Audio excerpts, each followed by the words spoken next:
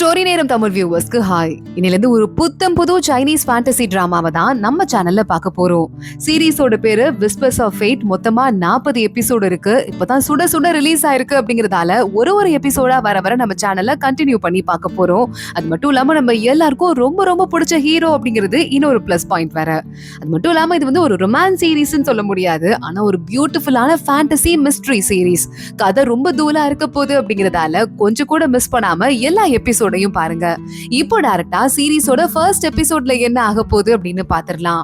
ஒரு ஊர்ல ஒரு பெரிய கிராண்டான கல்யாணம் நடந்துட்டு இருக்கு.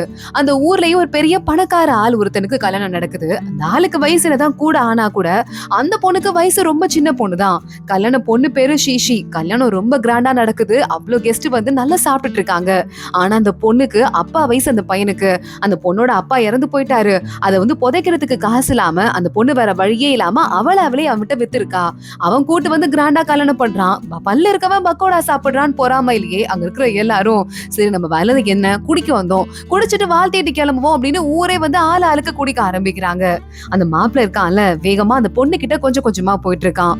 அப்போ ஒரு குரல் கேக்குது. நம்ம ஹீரோவோட குரல் தான். ஒரு ஓடுல மாடியில உட்காந்துட்டு மியூசிக் வாசிச்சுட்டு இருக்கான். அப்போ அந்த ஆளை பார்த்து மாப்பிள்ளைய பார்த்துட்டு பேராசை, லஸ்ட், அது மட்டும் இல்லாம இன்னும் எவ்வளவுலாம் கெட்ட குணம் இருக்கணுமோ எல்லாமே இருக்கு.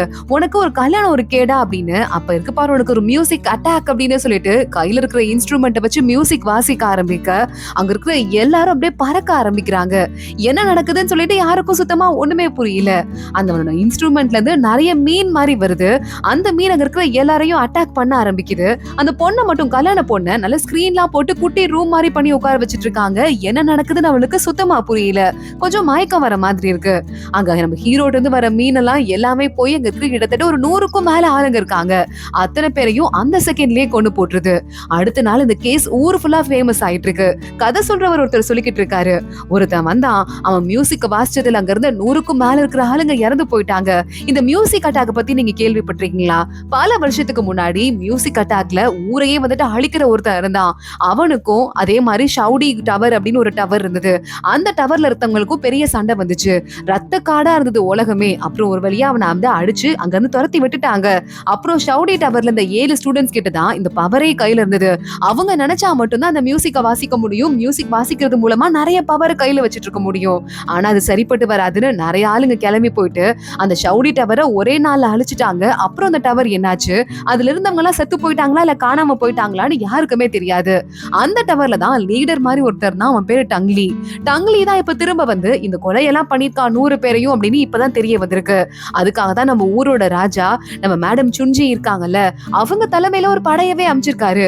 இப்ப சுன்ஜி போயிட்டு அந்த டங்லியை கண்டுபிடிச்சு அவரை ஒரேடியா போட்டு தீக்கிறது தான் இருக்கிற ஒரே ஒரு வழி அப்படின்னு சொல்லிட்டு நம்ம ஹீரோவை பத்தியும் ஒரு இன்ட்ரோடக்ஷன் கொடுத்துட்டு அவனை பிடிக்கிறதுக்கு வர சுன்ஜி அப்படின்னு ஒரு பொண்ணு இருக்கா, அவளை பத்தியும் சொல்லிக்கிட்டு இருக்காங்க. சுன்ஜி கரெக்டா ஊருக்குள்ள வந்துட்டு இருக்கா. அவளுக்குன்னு சொல்லிட்டு நிறைய வேலைக்கார ஆளுங்க இருக்காங்க விசாரிக்கிறதுக்காக. அவங்களும் நேரா இந்த ஊருக்கு வராங்க. இந்த ஊர் தலைவன் ஒருத்தர் இருக்கான். அவனோட பேரு யாங். அந்த தலைவன் கிட்ட போயிட்டு சுன்ஜி அந்த பொண்ணு கல்யாண பொண்ணு இன்னும் உயிரோட தானே இருக்கா, அவகிட்ட கூட்டு போங்க அப்படின்னு சொல்ல நேரா கூட்டு போறான். அவனும் பார்த்தா அந்த கல்யாண பொண்ணை கட்டி வச்சு அடிச்சு கொடுமைப்படுத்தி சித்திரவதை பண்ணிருக்காங்க. ஏன் இப்படி பண்ணீங்க அப்படின்னு சுன்ஜி கேட்க அந்த ஊர் தலைவன் சொல்றான், இந்த பொண்ணு மட்டும் தாங்க உயிரோட இருந்திருக்கா. ஒரு ஊரே சாகும் போது இவன் மட்டும் உயிரோட இருந்தானா இவன் மேல சந்தேகம் தானே படணும். அதான் விசாரிச்சா ஒன்னும் தெரியாதுன்னு சொல்லிக்கிட்டு இருக்கா. அதான் அடிச்சு துவைச்சோம். இவன் மேலதாங்க எல்லா தப்பு இருக்குன்னு சொல்ல, அறிவியல உங்களுக்கு இவன் மேல தப்பு இல்லாம இருக்கிறதுக்கு கூட வாய்ப்பு இருக்குதானே, எதுக்கு இவ்வளவு போட்டு அமுச்சு வச்சிட்டு இருக்கீங்க அப்படின்னு சொல்லிட்டு அந்த பொண்ணை ரிலீஸ் பண்ண சொல்றா. அந்த கல்யாண பொண்ணு பேரு ஷீஷி. அவ கீழே இறங்கி வந்துட்டு ரொம்ப தேங்க்ஸ் அப்படின்னு சுன்ஜியை பார்த்து சொல்லிட்டு இருக்கா. இல்ல நான் கேக்குற கேள்விக்கு மட்டும் பதில் சொல்லுங்க, அங்க என்ன பாத்தீங்கன்னு கேட்க யாரோ ஒருத்தங்க திடீர்னு மியூசிக் வாசிக்க ஆரம்பிச்சாங்க. அது கேட்டது எனக்கு ரொம்ப மயக்கம் வர மாதிரி இருந்தது அப்படின்னு நான் லேசா அந்த இடத்துலயே மயங்கி போயிட்டேன்.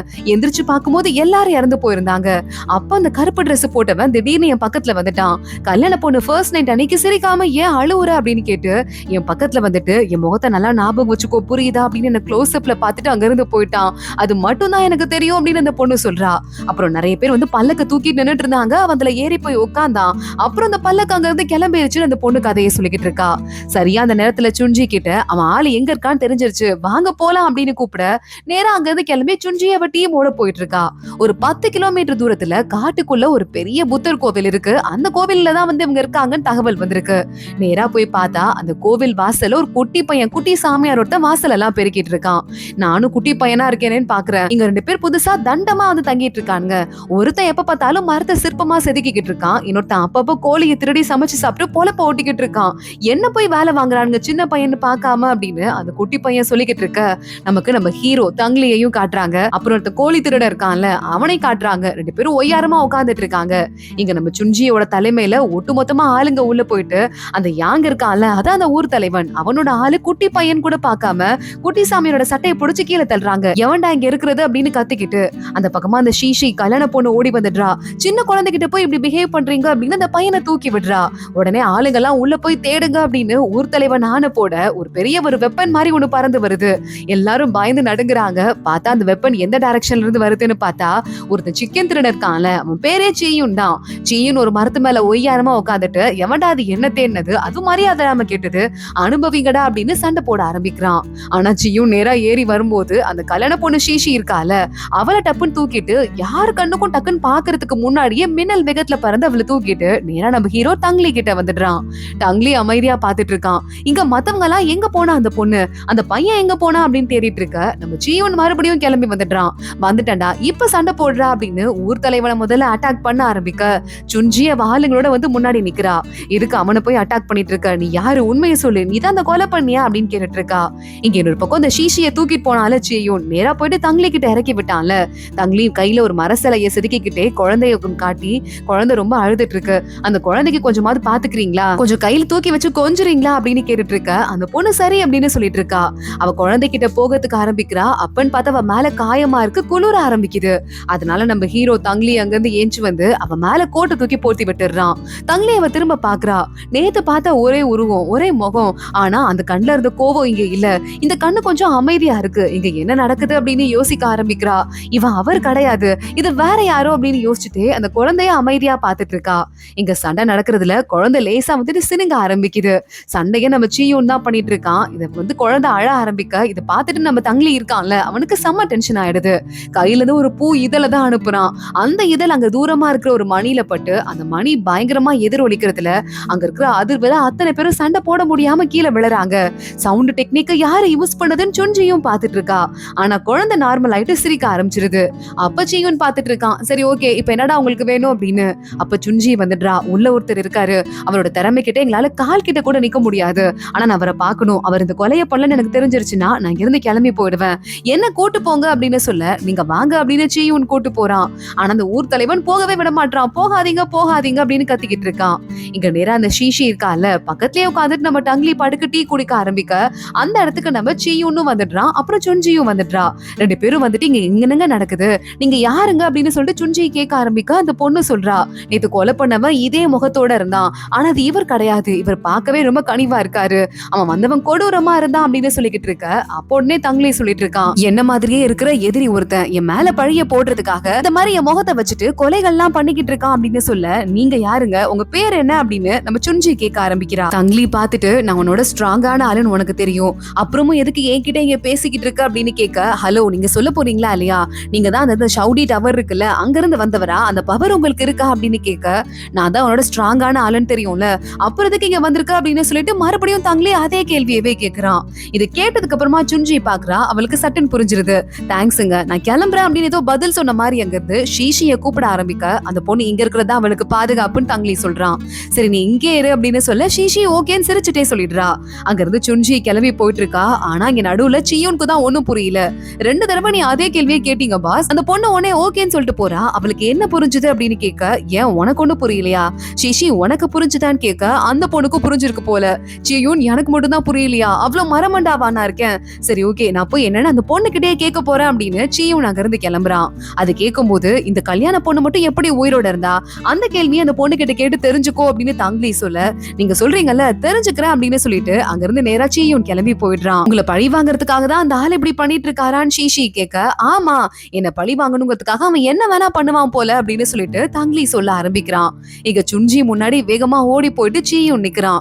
எதுக்காக 2 தடவை அந்த கேள்வி கேட்டதுக்கு அப்புறமா ஏதோ பதில் சொன்ன மாதிரி நீ கிளம்பி வந்துட்டேன்னு கேட்க, அது புரிஞ்சுக்கிற அளவுக்கு உனக்கு அறிவில்ல போல.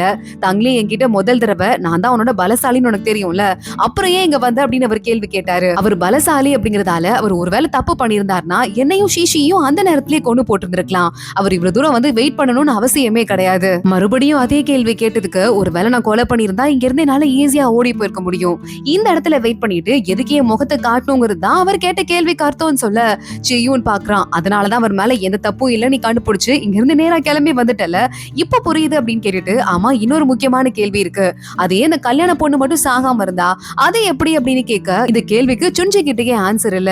அது என்னவா இருக்கும் அப்படின்னு மனசுக்குள்ள யோசிக்க ஆரம்பிக்கிறா. நேரா அங்க இருந்து 2 பேரும் கிளம்பி மார்க்கெட் குள்ள விசாரிக்க போறாங்க. உனக்கு யார் மேலயாவது டவுட் இருக்கா அப்படின்னு சீயோன் கேக்குறான். எனக்கு இந்த ஊர் தலைவன் இருக்கான்ல யாங்க, அவன் மேலதான் டவுட் இருக்கு. இந்த கேஸை எவ்வளவு சீக்கிரம் முடிக்க முடியுமோ அவ்வளவு சீக்கிரம் முடிக்கிறதுக்கு ட்ரை பண்ணான். அப்ப அவன் கண்டிப்பா ஏதோ அவன் தான் தெல்லுமுள்ளு பண்ணிருக்கிறதுக்கு வாய்ப்பு இருக்குன்னு சொல்லிட்டு அவங்க இருந்து போயிட்டு இருக்கா. அது மட்டும் இல்லாம வந்தவன் பிப்பா அப்படின்னு சொல்லிட்டு ஒரு மியூசிக் இன்ஸ்ட்ருமெண்ட் இருக்கும்ல, அதை வாசிச்சுதான் வேற கேள்விப்பட்டேன். அது யாரா இருப்பா அப்படின்னு சொல்லிட்டு இவங்க 2 பேரும் பேசிக்கிட்டே எந்த இடத்துல ஆளுங்க எல்லாம் இறந்து போயிருக்காங்களோ அங்க போய் விசாரிக்க ஆரம்பிக்கிறாங்க. ஒருவேளை அந்த மியூசிக் இன்ஸ்ட்ருமெண்டால அவர் கொல்லப்படலையோ என்னவோ, அப்படி செத்து போயிருந்தா அந்த கல்யாண பொண்ணு தானே இறந்து போயிருப்பா. அதனாலதான் அந்த கேள்வியை தங்லி என்ன கேட்டு விட்டுருக்காரு. அப்போ அவங்க இறந்து போனது வேற ஏதோ ஒரு விஷயம். ஒருவேளை இது மியூசிக்கால இல்ல அப்படின்னா ஒரு கல்யாண வீட்டுல எல்லாரும் என்ன செய்வாங்க காமனா, அதனாலதான் இறந்து போயிருக்காங்க. அந்த விஷயத்தை இந்த கல்யாண பொண்ணு செய்யாம இருந்திருக்கணும் அப்படின்னு சொல்ல ஜியூன் பாக்குறான். அப்ப கண்டிப்பா அது மியூசிக்கால இறந்து போல, விஷம் சாப்பிட்டு இறந்து போயிருக்காங்க. எல்லாரும் காதுல இருந்து ரத்தம் வந்து இறந்து போயிருக்காங்க, ஏதோ மியூசிக்னால இறந்து போன மாதிரி. ஆனா ஒரு விஷம் ஒண்ணு இருக்கு, அதை எப்ப நம்ம ஒயினோட கலக்குறோமோ அப்ப அது ரொம்ப மோசமான விஷமா மாறிடும். இல்லைன்னா ஒரு சாதாரண தண்ணி மாதிரி எந்த ஒரு அடையாளமும் தெரியாது அப்படின்னு சொல்லிட்டு கிணத்துக்குள்ள போய் தண்ணி அரைச்சு பாக்குறாங்க. இந்த கிணத்து தண்ணி நார்மலா இருக்கு, அதுல எந்த விஷமும் இருக்க மாதிரி தெரியல. ஆனா அதே கிணத்து தண்ணியில ஒயின் பண்ணா என்ன ஆகும்னு கொஞ்சம் ஒயினோட கலந்து அதுல செக் பண்ணி பார்த்தா அதுல பயங்கரமான விஷம் இருக்கிறது தெரியுது.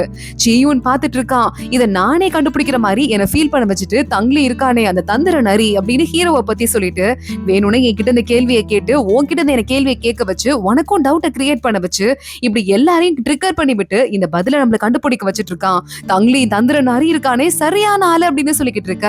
நம்ம தங்லியும் ஒரு பெரிய பொம்மைலாம் செஞ்சான்ல, அதெல்லாம் ரெடி பண்ணி வச்சுட்டு ஒட்டு மொத்தமா அதை எரிய விட்டுட்டு இருக்கான். அமைதியா பாத்துட்டு இருக்கான். எவ்வளவு பெரிய விஷயத்தையும் 2 கேள்வியால சின்னதா ஈஸியா முடிச்சுட்டு அவன் பாட்டுக்கு கேர்லெஸ்ஸா உட்காந்துட்டு இருக்கான். அப்ப அந்த கோயிலோட சாமியார் துறவி அங்க வராரு. என்னப்பா அது கோயிலே 2 நாள் கலகலப்பாக்கிட்ட அப்படின்னு சொல்ல, என்ன மன்னிச்சிருங்க அப்படின்னு தங்லி சொல்லிக்கிட்டு இருக்கான். பரவாயில்ல விடு, அவங்கவங்க பண்ற கர்மா அவங்கவங்களுக்குன்னு சொல்லிட்டு இப்ப துறவி சொல்ல ஆரம்பிக்க தங்லி பாக்குறான். கர்மானா என்னங்க அப்படின்னு கேக்குறான். நம்ம செய்யற வினைக்கு எதிர்வினையா ஒண்ணு நமக்கு திரும்பி வரும் பாரு, அது பேர் தான் கர்மான்னு சொல்ல, நான் யாரையும் கொலை பண்ணல, ஆனா என்னோட முகத்தை வச்சுட்டு யாரோ நிறைய பேரை கொலை பண்ணாங்க, அதனால அந்த கர்மா எனக்கு வருமா அப்படின்னு கேட்க சாமியார் பாக்குறாரு. அது நீ தடுக்க முயற்சி பண்ணியா இல்லையாங்கிறத வச்சுதான் அது உனக்கு வருமா வராதான்னு தெரியும் அப்படின்னு அவர் சொல்றாரு. தடுக்க முயற்சி பண்ண, ஆனாலும் தடுக்க முடியல, நிறைய பேர் இறந்து போயிட்டாங்க. அப்போ அப்படின்னு கேட்க, இப்போ காத்தடிச்சு திடீர்னு தலை மேல ஓடு விழுந்து நான் இறந்து போயிட்டா காத்து மேல தப்பா, இல்ல விழுந்த ஓடு மேல தப்பா, இல்ல ஓட்டுக்கு கீழே நின்று ஏன் மேல தப்பா, அது யாருப்பா சொல்ல முடியும்னு துறவி சிரிக்கிறாரு. நம்ம தங்லியும் சிரிச்சிட்டு இருக்கான் அவரை பார்த்து. கரெக்டா அந்த நேரத்துல நான் வந்துட்டு என் பேர் கேர்ஃப்ரீ அப்படின்னு சொல்லிட்டு ஒருத்தன் வரான். என்னோட பேர் கேர்ஃப்ரீ, நான் வந்துட்டு அப்பப்போ எல்லாருக்கும் முக்கியமான இன்ஃபர்மேஷன் எல்லாம் கொடுக்க வருவேன், அதாவது லெட்டர் டெலிவரி பண்ண வந்திருக்கேன். உங்களுக்கு அந்த ஷவுடி டவர்ல இருந்து ஒருத்தங்க லெட்டர் ஒண்ணு கொடுத்திருக்காங்கன்னு கொடுத்துட்டு, இந்த லெட்டர் ஒருத்தர் கொடுத்தாரா அதே டவர்ல இருந்து ஆக்சிடென்டா இல்ல இன்சிடென்டான்னு எனக்கு தெரியாது, இதே நேரத்துல இந்த ஒரு பார்சலே உங்ககிட்ட ஒருத்தர் கொடுக்க சொன்னாரு அதே டவர்ல இருந்து சொல்லிட்டு கொடுத்துட்டு போறான். அந்த இதை ஓபன் பண்ணி பார்த்தா பாக்ஸ் உள்ள பாதி புல்லாங்குழல் இருக்கு. என்னப்பா உடஞ்ச பாதி புல்லாங்குழல் இருக்கு, இதுதான் ஓ கர்மாவா அப்படின்னு துறவி கேட்க, அதை லைட்டா தொட்டதுமே லைட்டா நம்ம தங்லியோட கையில கீறி லைட்டா வலிக்க ஆரம்பிக்குது. தங்லி அதால ஏற்கனவே பயங்கரமா அடிபட்டிருப்பான் போல. அந்த ஞாபகம் வருது, என் வலியை வேற யாராலையும் உணர முடியாது அப்படின்னு தங்லி அங்க இருந்து நான் ஷீஷிய பாத்துட்டு வரேன் அப்படின்னு கிளம்புறான். இங்க இன்னொரு பக்கம் சீயுன்னும் அந்த சுன்ஜியும் யோசிச்சுட்டு இருக்காங்க. சரி ஓகே, எப்படியோ கொலை நடந்துருச்சு, ஆனா அந்த ஊர் தலைவன் கொலை பண்ணும்போது எதுக்காக தங்லிய மாட்டி விடுற மாதிரி கொலை பண்ணணும், அதுக்கு நம்ம என்ன மோட்டிவ் இருக்கணும் அப்படின்னு கேட்டுட்டு இந்த கலையே ஏற்கனவே அழிஞ்சு போச்சுன்னு எல்லாரும் நினைச்சிட்டு இருக்காங்க. இது ஊர் தலைவன் போய் பார்க்கலாம் அப்படின்னு சொல்லிட்டு சுன்ஜி கேள்வி கேட்டுட்டு இருக்கா. இங்க இந்த ஊர் தலைவன் பார்த்தா கையில இருக்கிற எல்லா நகையும் பணத்தையும் பெட்டி பெட்டியா மூட்டை கட்டிட்டு அங்க இருந்து ஓட ட்ரை பண்றான். ஆனா சீயும் உள்ள வந்துடுறான். ஏண்டா ஓடவா ட்ரை பண்ற, எதுக்குறா என் தந்திர நிறைய இதுல மாட்டி விட பார்த்தா சொல்ல போறியா இல்லையா, அந்த ஆள் என்னடா உனக்கு பண்ணாரு அப்படின்னு கேட்டுட்டு இருக்க. இங்க அதே நேரம் நம்ம தந்திர நரி அதாவது தங்லி நேரா ரூம்குள்ள வரான். அங்க ஷீஷி குட்டி குட்டியா பவுச் எல்லாம் இருக்கு, அதெல்லாம் கையில வச்சு எடுத்துட்டு இருக்கா. இப்பதான் ஏதோ பெரிய சாவுல இருந்து தப்பிச்சு வந்திருக்க, அதுக்குள்ள விளையாடிக்கிட்டு இருக்க அப்படின்னு நம்ம தங்லி கேட்க, இல்ல விளையாடலங்க, சாரி உங்க ஒய்ஃபோட பொருள் எடுத்துட்டேன், நான் சும்மா தான் எடுத்து டிஸ்ட்ராக்ட் பண்ணிக்கிறதுக்கு ட்ரை பண்ணேன் அப்படின்னு சொல்ல, எனக்கு ஒய்ஃப் கிடையாது, அந்த குழந்தைய நான் சும்மா தத்தெடுத்துக்கிட்டேன், ஒரு குழந்தை ஒண்ணு கூட இருந்தா எப்படி இருக்கும்னு பாக்க நினைச்சேன் அப்படின்னு சொல்ல, அப்படியா நல்ல வேலை அந்த குழந்தை உங்களை பார்த்தது, உங்களை மாதிரி நல்லவர் கண்ணில் பட்டுச்சுன்னு ஷீஷி சொல்லிட்டு இருக்கா. ஆமா சரி ஓகே அப்படின்னு தங்லி எதை பத்தியோ யோசிச்சு பாக்குறான். ஏதோ ஒரு ஆசிரமத்துல இருக்க மாதிரி, நிறைய ஸ்டூடெண்ட்ஸ் எல்லாம் படிக்கிற மாதிரி எல்லாம். அதை கண்டுக்காம, உனக்கு உண்மையாவே எந்த விஷயமும் தெரியாதா, உன்னை யூஸ் பண்ணிட்டு பகடக்காயா யூஸ் பண்ணிட்டு அவங்க விட்டுட்டாங்களான்னு கேட்க, என்ன பகடக்காயா யூஸ் பண்ணிட்டாங்களா, அது என்ன சொல்றீங்க, நீங்க அந்த கதையில உங்களுக்கு என்ன பிளே இருக்கு அதை சொல்லுங்க அப்படின்னு சொல்லிக்கிட்டு இருக்க. இங்க சுஞ்சி நேரா உள்ள போயிடுறா அந்த ஊர் தலைவனை விசாரிக்கிறதுக்கு. என்னையா பண்ண, எதுக்காக அந்த மாட்டி விட பார்த்த தங்லிய, யார் தங்லி உனக்கு அப்படின்னு கேட்க, நான் ஒண்ணும் பண்ணலங்க, இங்க இருக்கிற எல்லாரையும் கொலை பண்ணது நான் தான் விஷம் வச்சேன், ஆனா நான் அங்க இருந்து விஷத்தை வச்சுட்டு குடுக்குடுன்னு கிளம்பி ஓடும்போது இந்த தங்லி மாதிரியே ஒருத்தர் இருந்தான்ல, அவன் என்ன பாக்குறதுக்கு வந்தான், இங்க பாரு நீ ஓடுனாலும் உன்னை புடிச்சிருவாங்க, சோ வந்தா பழியும் என் மேல போட்டுரு, என் முகத்தை ஞாபகம் வச்சுக்கோ, மியூசிக் கேட்டு இறந்து போன மாதிரி நான் ரெடி பண்ணிக்கிறேன்னு சொல்லிட்டு அவன் அங்க இருந்து போனா, நான் அதே தான் ஃபாலோ பண்ணேன் அப்படின்னு ஊர் தலைவன் சொல்லிக்கிட்டு இருக்கான். இங்க நம்ம தங்லியும் ஷீஷியும் பேசிட்டு இருக்காங்க. ஆமா உங்களை மாதிரி ஒருத்தர் உங்க முகத்தை வச்சு ஏமாத்திட்டாருன்னு சொன்னீங்கல்ல, அவரை நீங்க பழி வாங்கலையா, நீங்க அவரோட எதிரின்னு சொன்னீங்க, எதிரி மாதிரியே தெரியலையே அப்படின்னு இந்த ஷீஷி கேட்க, இன்னைக்கு எதிரி ஆனா முன்னாடி ஒரு நாள் என் நண்பனா இருந்தவன் அப்படின்னு தங்லி சொல்லிட்டு இருக்கான். அப்போ ஒரு பையனை காட்டுறாங்க, தங்லி மாதிரி முகத்தை மாத்துறதுக்கு முன்னாடி இருந்த ஒரு பையன், இவனோட பேரு உண்மையான பேரு லூயன். இதுக்கு மேல என்ன நடக்க போகுது அப்படிங்கறத நான் பார்க்க தானே போறேன், நானும் அவனும் அவ்வளவு மெமரி ஷேர் பண்ணிட்டு இருக்கோம், இது இவ்வளவு சீக்கிரம் முடியற கதை கிடையாது அப்படின்னு லூயன் சொல்லிட்டு இருக்கான். அதோட தான் இந்த எபிசோட் முடியுது. ஃபர்ஸ்ட் எபிசோடே செம்ம மாசா இருந்ததுல, இதுக்கு மேல போக போக ரொம்ப ஜாலியா இருக்க போகுது. சோ கண்டிப்பா மிஸ் பண்ணாம ஒவ்வொரு எபிசோடையும் பாருங்க. எபிசோட் எப்படி இருந்தது அப்படின்னு சொல்லிட்டு மறக்காம கமெண்ட் செக்ஷன்ல சொல்லுங்க. அடுத்து ஒரு பியூட்டிஃபுல்லான எபிசோட்ல பார்க்கலாம். அது வரைய பாய்.